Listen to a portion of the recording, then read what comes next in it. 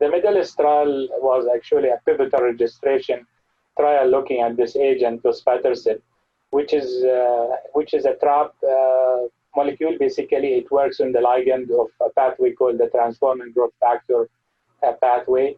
And overactivation of this pathway has been found to be important in the pathogenesis of anemia and lower risk myelodysplastic syndromes.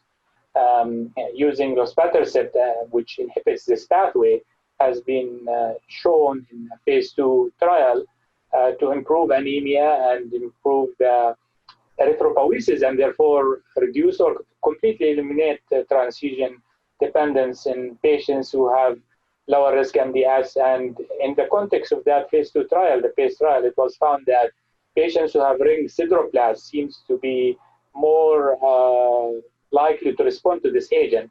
So to build on that, the MEDALIST trial was conducted. This trial has actually the phase 3, which was a randomized large trial that was done in many countries, has already been presented in the American Society of Hematology 2 years ago, and the final publication has been published in the New England Journal of Medicine early this year, and the drug was actually approved. So the FDA did approve Luspatercept in early April 2020. So what was presented in the American Society of Clinical Oncology meeting, as well as in the last ASH, were secondary analyses that were done on the same large MEDALIST trial. And there were a number of analyses that I think were important to give more context on the clinical use of this agent. One of the analyses looked at the mutations and the role of mutations on being a biomarker for prediction of response and transfusion dependence.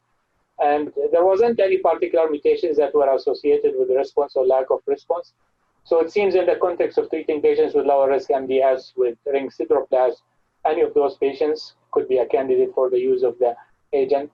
One analysis that I was the first author on looked specifically at a subset of patients who have high transfusion needs, and those are among the patients who are most difficult to treat and with the highest, I think, unmet need for lower risk MDS, who need a lot of red blood cell transfusions, more than 4 to 6 units each 4 to 6 weeks.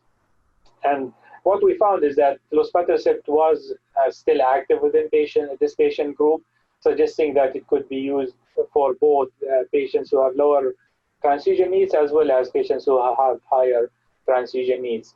There were also other updates looking at improvement in iron overload parameters, which is expected as you reduce the transfusion, which is a major source of iron accumulation in patients and could lead to complications in patients with MDS.